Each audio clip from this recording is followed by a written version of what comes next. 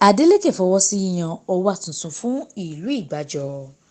Gómìnà ìpínlẹ̀ Ọ̀ṣun, Sẹ́nẹ́tọ̀ Adémọ́lá Adeleke ti fọwọ́ sí yíyan Ọmọọba Adémọ́lá Stephen Káyọ̀dé Mákindé gẹ́gẹ́ bí ọwá ti ìlú Igbajọ níjọba ìbílẹ̀ Bolùwàdúró.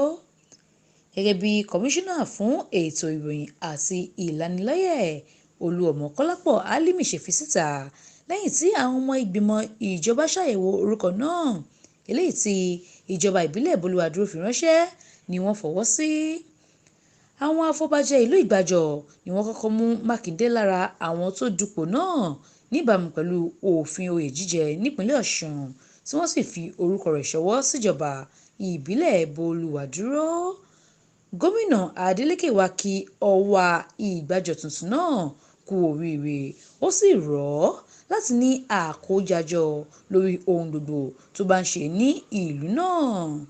Mariam Ọláníyì ló ń jábọ̀ ìròyìn fún Etí Ọba TV.